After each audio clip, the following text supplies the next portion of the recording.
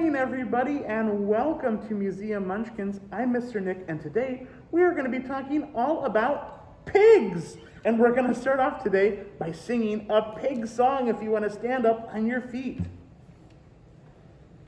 All right, now this is a song about pigs rolling around and playing in the mud and the rain coming down and making more mud. So we're going to listen to the song and we'll maybe do a couple little actions along with our song while we sing today. Are you ready to go? Great, so the first thing we're going to do when we're listening to our song is we're going to hear the pigs rolling around in the mud. So maybe we can roll our hands like this as the pigs roll around in the mud. And then when we hear the rain, we're going to make the rain fall down with our fingers like this. All right? So I'll help you follow along with those actions as we get to them.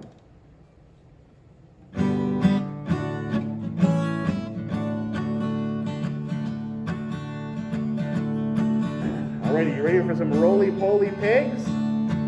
Here we go. Down on the farm we love to play in the mud all through the day. Can you make your pigs roll around? Very good. That is why we love to spy great big rain clouds in the sky. Oh, rain, rain, rain, we love you. Can we make it rain down like this? Great.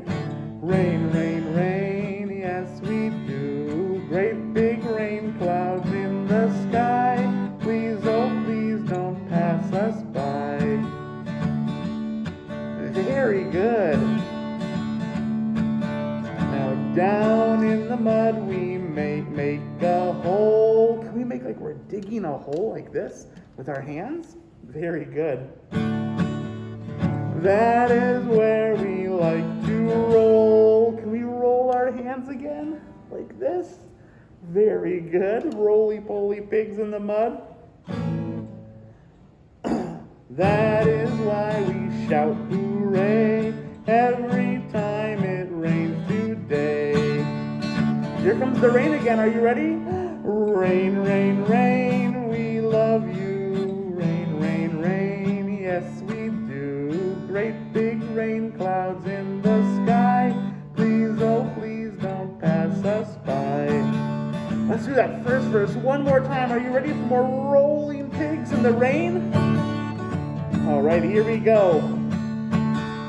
Down on the farm we love to play in the mud all through the day. That is why we love to spy great big rain clouds in the sky. Rain, rain, rain, we love you. Rain, rain, rain, yes we do. Great big rain clouds in the sky. Please, oh please don't pass us by.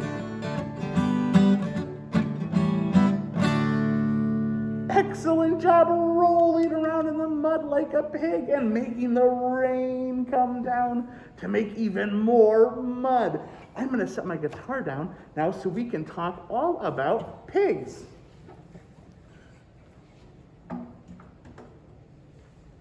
Let's push my big cart up here just a little bit closer. And now it's time for us to talk all about pigs. Have you ever seen a pig before? Maybe you've been to a zoo that had a pig there. Or maybe you've been to a farm. Or maybe you even live on a farm where there are pigs. Well, pigs are wonderful animals that are found all over the world. Now, they didn't used to be found all over the world. Pigs originally come from Europe and Africa and Asia.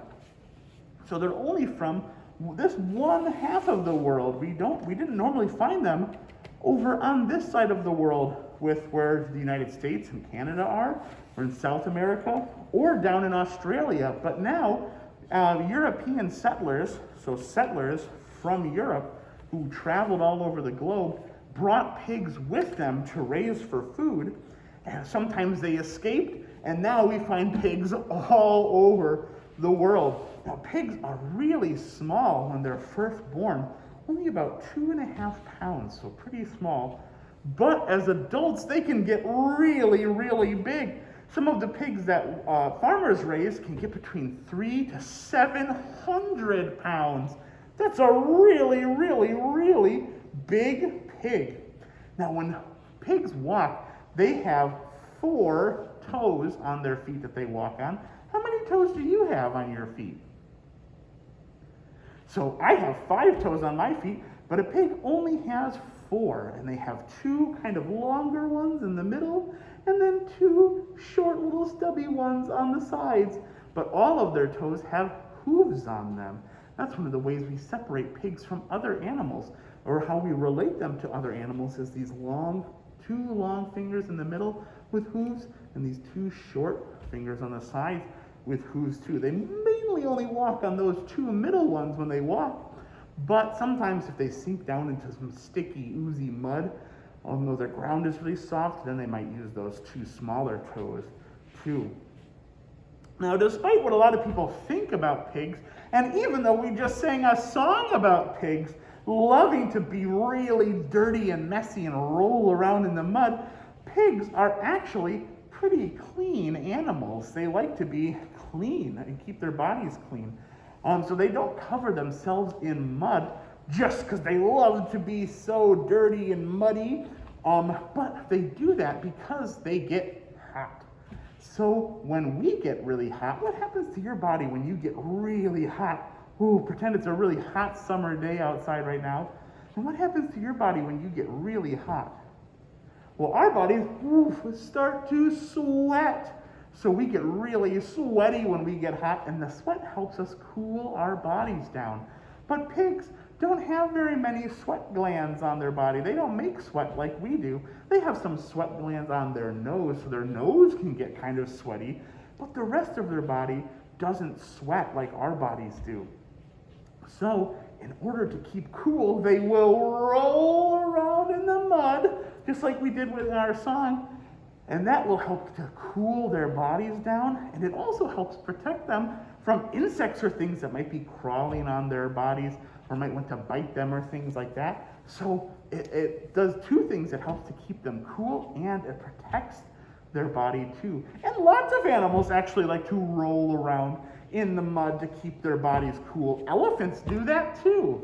So there are lots of animals that roll around in the mud to help keep themselves clean. Now, pigs don't have very good eyesight, but they have a very, very good sense of smell. So can we point to our eyes? So they don't have very good eyesight, but their sense of smell, can we point to our nose?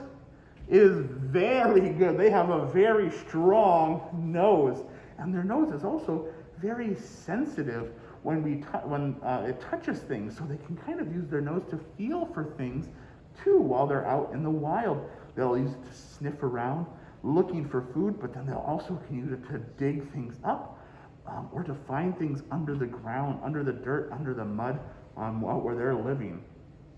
So they use it to search for food. Now, what kind of food do you think a pig might like to eat? Well, pigs are omnivores. Can you say that word with me? Omnivore. Yeah, so they're an omnivore, which means that their bodies can eat meat and plants. So when they're out in the wild, they, like lots of omnivores, they eat mostly plants. So they like to eat leaves and roots and fruits and flowers, and sometimes they will eat insects or fish if they can find them and catch them. Those are things that I like to eat out in the wild. Now, pigs that we keep on farms eat a little bit different. They mostly eat corn and soybeans, so still plants. But out in the wild, they'll eat lots of different types of plants they can find in their environment. Now, pigs are also very, very smart animals. Are you smart? I bet you are. So pigs are very, very smart animals, and scientists who study pigs have actually even been able to show that pigs are capable of solving puzzles and might even be as intelligent or more intelligent than dogs. So pigs are really smart. There was actually even one experiment that I was reading about where a scientist trained a pig or taught a pig that if it moved the mouse on a computer, the pig then could see that it was changing things on the computer screen. That's a really smart thing for an animal to do. So pigs are really intelligent animals, and actually some people think they're so smart that they like to keep them as pets. Do you know anyone who has a pet pig at home? So there are actually lots of people who have pet pigs because people with allergies who might be allergic to cats and dogs and can't have a pet like that at home, some of them have pet pigs because they're hypoallergenic. They don't bother people who have allergies to other animals. So they are really, really interesting, really smart animals. And today we actually have a story about a very smart little pig named Olivia. Let's go check that book out. All right, today's story is Olivia, and it's written and illustrated by Ian Falconer. This is Olivia. She is good at lots of things. She is very good at wearing people out. She even wears herself out. Olivia has a little brother named Ian. He's always copying. Sometimes Ian just won't leave her alone, so Olivia has to be firm. Olivia lives with her mother, her father, her brother, her dog Perry, and Edwin the cat. In the morning, after she gets up and moves the cat, and brushes her teeth, and combs her ears, and moves the cat, Olivia gets dressed. She has to try on everything.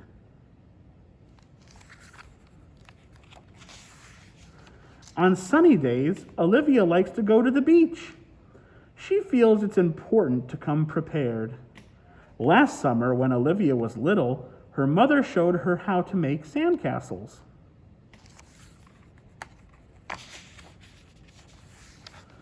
She got pretty good.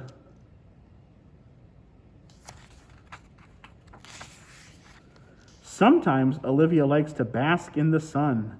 When her mother sees that she's had enough, they go home. Every day Olivia is supposed to take a nap. It's time for your you-know-what, her mother says. Of course, Olivia's not at all sleepy. On rainy days, Olivia likes to go to the museum. She heads straight for her favorite picture. Olivia looks at it for a long time. What could she be thinking? But there is one painting Olivia just doesn't get. I could do that in about 5 minutes, she says to her mother. As soon as she gets home, she gives it a try. Time out. After a nice bath, a nice dinner, it's time for bed. But of course, Olivia's not at all sleepy. Only 5 books tonight, Mommy, she says. No, Olivia, just 1. How about 4? 2, 3. Oh, all right, 3. But that's it. When they've finished reading, Olivia's mother gives her a kiss and says, "You know, you really wear me out, but I love you anyway." And Olivia gives her a kiss back and says, "I love you anyway, too." The end. Oh, that was such a fun story, and now we're going to make a really simple pig craft for you to do at home. So for this activity, we're going to need an egg carton, an old egg carton here, and we're going to cut out these little tiny egg cups. So you can cut out as many of them as you want to make pigs. So if you want to make 4 pigs, you can cut out 4 of them. We're going to need some pink paint and a paintbrush. and a tray for our pink paint, something to wash our brush off with, some scissors. All right, so the first thing, like I said, we're going to do is we're going to cut out those little cups that the eggs sit inside. So I've got some cut out here already, and I'm going to take my paintbrush and put some pink paint on my paintbrush, and I'm going to paint my little egg cups. So I'm going to get this pink paint all the way around them. Paint the top and the sides and the front and the back. Get that pink paint all over the outside of this. I'm going to make some little pink pigs. There we go. So I've got some pink paint all the way around the outside. I can rinse my brush off. And now I'm going to let this dry. Now luckily, I already left another one dry so I can get started with the next part of our activity here. I forgot you're going to need something to draw with too, a marker. So then I'm just going to, my pig is actually like this, it's almost done already. So the next thing I'm going to do is I'm going to draw a little piggy face on my egg carton. So I've got two eyes. And let's give them a nose. Womp, womp. There we go. Perfect. So now I've got a little piggy face on my egg carton as well. And look, these little parts of my egg carton actually look a little bit like ears already, so I'm not even going to add ears there. But now I'm going to need my pipe cleaner. So I'm going to cut off about 2 inches from my pipe cleaner. And then I'm going to tap the water off of my paintbrush, because I'm going to use my paintbrush as another type of tool, and I'm going to use it to make a curly pig's tail. So I'm going to wrap my pipe cleaner around the handle of my paintbrush, and then when I pull it off like this, I can stretch it out, and now I've got a little curly pigtail. I can take the end of my pipe cleaner and just stick it right through the back of this egg carton. Now you might need some help doing that like that, but there we go. And then I can bend it on the inside so it doesn't come out. My little curly pigtail. There we go. So now I've got my little pink pig and his little curly tail, and I can make a whole bunch of these. And then I also made, you don't have to do this, but I also made, I thought this would be fun. I took some green paper and some brown paper, and I made this little muddy patch for my pigs to play around in. But you could just make these little tiny pigs and have them play all over your house with all some of the rest of your toys, or hide them around your house and go on a little pig hunt. That could be fun too. So I hope you had so much fun today learning all about pigs, and I hope that you join us next week for another episode of Museum Munchkins. Thanks for joining us.